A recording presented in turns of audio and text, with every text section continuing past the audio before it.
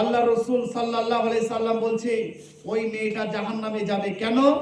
ওই মেয়েটা একজন নামাজি মেয়ে, একটা বিড়ালকে বাড়িতে বেঁধে রেখেছিল। বিড়ালটাকে খেতে দেয়নি তো দেয়নি, কিন্তু না খেয়ে বিড়ালটা না খেয়ে মারা গিয়েছিল। ছেড়ে দিলে তো অন্য বাড়িতে খেত বা কিছু খেয়ে নিজের জীবনটাকে বাঁচাতে পারত, কিন্তু বিড়ালটাকে বেঁধে রাখার কারণে বিড়ালটা না খেয়ে মারা গিয়েছিল।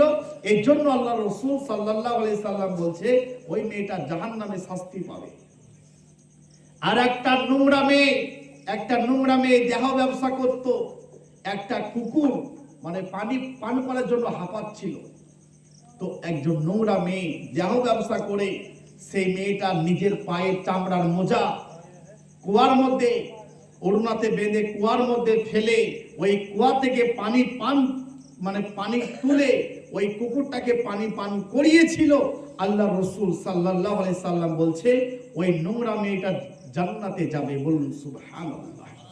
তো আল্লাহ কাকে কখন কিভাবে জান্নাতে দিবে সেটা আল্লাহর বিচার, আল্লাহর ফায়সালা। তো আমরা প্রত্যেকটি মানুষের প্রতি সর্বদাই ভালো ধারণা রাখবো। আপনারা জানেন, বলুন ইনশাআল্লাহ, বলুন ইনশাআল্লাহ। আপনারা জানেন একজন মেয়ে আল্লাহ রসুল সাল্লাল্লাহু আলাইহি সাল্লামের কাছে এসে বলল, ইয়া রাসূলুল্লাহ, আল্লাহ রসুল সাল্লাল্লাহু আলাইহি সাল্লাম, আমি ব্যভিচার করেছি। আল্লাহর নবী মুখটাকে একটু ফিরিয়ে নিলেন। কেন?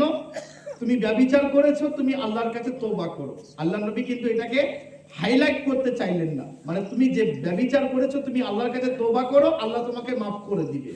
কিন্তু মেয়েটা বারবার বলল, ইয়া রাসূলুল্লাহ, আমি ব্যভিচার করেছি, আমি জিনা করেছি, আমি ব্যভিচার করার কারণে আমার পেটে বাচ্চা এসেছে, আপনি আমাকে শাস্তি দেন। আল্লাহ রসুল সাল্লাল্লাহু আলাইহি সাল্লাম বললেন, ঠিক আছে, তুমি যখন শাস্তি নিতে চাও, এই তোমার পেটে যে বাচ্চা আছে যখন গর্ভবতী হবে তখন তুমি বাচ্চাটাকে নিয়ে আমার কাছে এসো। তারপরে যখন 10 মাস 10 দিন যখন বাচ্চা ঘনিষ্ঠ হলো, গর্ভবতী হলো, তখন মেয়েটাকে নিয়ে ওই বাচ্চাটাকে নিয়ে আল্লাহ রসুল সাল্লাল্লাহু আলাইহি সাল্লামের কাছে এসে উপস্থিত হয়ে গেল। বলেন, ইয়া রাসূলুল্লাহ, ও আল্লাহ রসুল, আপনি আমাকে এবার শাস্তি দেন।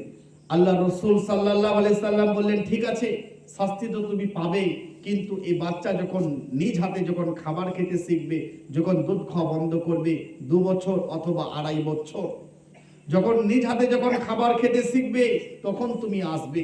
তারপরে সেই মেয়েটা যখন চলে যায় 2 বছর অথবা 2.5 বছর পর, যখন বাচ্চাটা যখন নিজ হাতে যখন খাবার খেতে শিখেছে, আল্লাহ রসুল সাল্লাল্লাহু আলাইহি সাল্লামের কাছে এসে বললেন, ইয়া রাসূলুল্লাহ, আপনি আমাকে শাস্তির ব্যবস্থা করে দেন।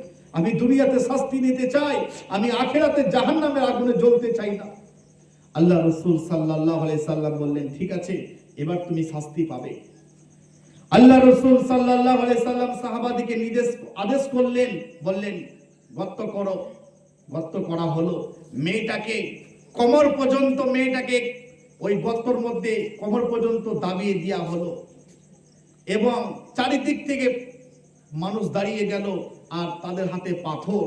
তারা চারিদিক থেকে ওই মহিলাটাকে পাথর মারতে লাগলো। ওই মহিলাটার শরীর থেকে গোশতগুলো খসে খসে যখন পড়তে লাগলো জমিনের মধ্যে, ওই মহিলাটা রক্ত যখন একজন সাহাবার গায়ে যখন ছিটে গায়ে পড়েছে বা মুখে পড়েছে, সেই সাহাবাটার নাম হচ্ছে খালিদ ইবনে ওয়ালিদ রাদিয়াল্লাহু আনহু। খালিদ ইবনে ওয়ালিদ রাদিয়াল্লাহু আনহু বললেন, তোমার মতো নোংরা মেয়ে, তোমার মতো নাপাক মেয়ে রক্ত আমার শরীরে রাখলো, তুমি ধ্বংস হও। আল্লাহ রসুল সাল্লাল্লাহু আলাইহি সাল্লাম বললেন, খালিদ, তুমি কাকে ধ্বংস হতে বলছো? তুমি কাকে গালিগালাজ করছো? তুমি কি জানো আল্লাহ তার তওবাতে এত খুশি হয়েছে, তার অতীতের গুনাহগুলোকে নেকি দিয়ে পরিপূর্ণ করে তার ঠিকানা আল্লাহ জান্নাতুল ফেরদাউসে করে দিয়েছে। বলুন সুবহানাল্লাহ। আপনি আমি কাউরির অপর দিকে চিন্তা করবেন না, কার অন্তরের খবর কি আছে আল্লাহ ভালো জানে। তো যাই হোক, আমরা সর্বদাই মানুষের প্রতি ভালো ধারণা রাখবো এবং মা বাবার সঙ্গে ভালো ব্যবহার করব। বলুন ইনশাআল্লাহ। আল্লাহ বলছে, আমি ফরজ করেছি আমার ছাড়া কারো উপাসনা চলবে না। আমার পরে পরে যদি তোমরা কাউকে শ্রদ্ধা করো, সে হচ্ছে মা এবং বাপ। ওয়াবিল ওয়ালিদাইনি ইহসানা, তোমরা মা বাপের সঙ্গে সৎ ব্যবহার করবে। ইম্মা ইয়াবলুগান্না ইনদাকাল কিবারা আহদুহুমা আও কিলাহুমা ফালা তাকুল লাহুমা উফফি ওয়ালা তানহারহুমা ওয়া কুল লাহুমা কাওলান কারীমা। মা বাপ যদি তাদের মধ্যে একজন কি দুজন বার্ধক্যে জনচিত কারণে যদি ভুল করে, উফ পর্যন্ত করতে পাবে না, তাদেরকে ধমকা ধমকি করতে পাবে না। আল্লাহ বলছে এমন বয়সে পৌঁছে দেব জানা জিনিস অজানা হয়ে যাবে। খেয়ে বলবে খাইনি, ঘুমিয়ে বলবে ঘুমাইনি, বলবে তোর স্ত্রী আমাকে আলু সানা দিয়ে ভাত দিয়েছে, বলে আমাকে মাছ দেয়নি, গোশ দেয়নি। আপনি জানছেন আপনার স্ত্রী মাছ দিয়েছে, গোশ দিয়েছে, আপনার মায়ের ব্রেন কাজ করছে না, তখন কি করবেন? নাটক করতে হবে। মাকে খুশি করার জন্য নাটক করতে হবে।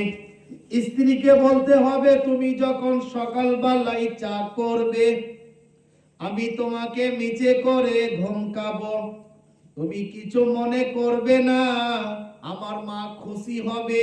বলে ঠিক আছে, নাটক করলে কোনো দোষ নেই। সকালবেলা স্ত্রী যখন চা করছে, স্বামী বলছে তুমি আমার মায়ের সঙ্গে যদি এইরকম ব্যবহার করো তোমার পিঠকে ফাটিয়ে দেবো। মা বলছে আচ্ছাই দিয়েছে। স্ত্রী বলছে বলাই ছিল, ঠিকই চলছে।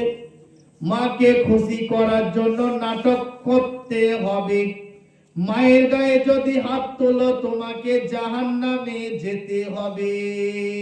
আর আপনার স্ত্রী অর্ধাঙ্গিনী, প্রেয়সী, বান্ধবী, তাকে শাসন করা চলবে, তাকে সিউড়ি হসপিটালে ভর্তি করবে, এটা চলবে না। তাই মা বাপের সঙ্গে ভালো ব্যবহার করতে হবে। এবং সবাই বলুন, শ্বশুর এবং শাশুড়িদের সঙ্গে ভালো ব্যবহার করব, বলুন ইনশাআল্লাহ।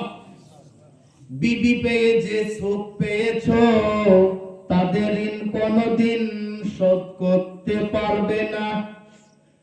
18 বছর কোলে পিঠে মানুষ করে জামাই হাতে তুলে দিয়েছে। চা করো, রান্না করো, ছেলে মানুষ করো, আমার সংসারের হেফাজত করো। সেই শ্বশুর এবং শাশুড়ির সঙ্গে কেমন ব্যবহার করতে হবে। ঈদে বকরা ঈদে জামা দাও, কাপড় দাও, সামাই দাও, আর বলো আপনাদের ঋণ কোনদিন শোধ করতে পারবো না। ওই রকম মা বাপের সঙ্গে ভালো ব্যবহার করতে হবে।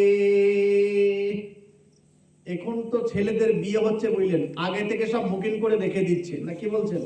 বুঝে 10 লাখ টাকা লাগবে, ফ্রিজ লাগবে, আলমারি লাগবে, আরটিআর মোটরসাইকেল লাগবে, 10 ভরি সোনা লাগবে।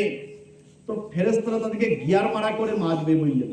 যাদের বলছে শ্বশুরের কাছে আরটিআর নিবে, মোটরসাইকেল নিবে, তাদেরকে ফেরেশতারা কবরে গিয়ার মারা করে মারবে। আর বলবে তোর বাপের ছিল না, তো শ্বশুরের মোটরসাইকেলে চাপবি, হারাম। যদি সংসার না চলে, আপনি বাটি নিয়ে আপনাদের সুরসালে বা কোথাও ভিক্ষা করে খান, কিন্তু শ্বশুরের কাছে জোর করে আপনি চেয়ে নিতে পাবেন না, হারাম। তো একটা ছেলে, একটা মেয়ে, দেখবেন অনেক পরিবারে তার বাপ একটা মেয়েকে কত কষ্ট করে বড় করে, আপনি চিন্তা করতে পারছেন? একটা মেয়েকে কত কষ্ট করে লালন পালন করলো।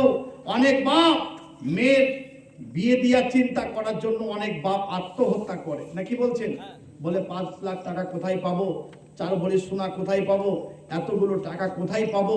অনেক বাপ আত্মহত্যা করে।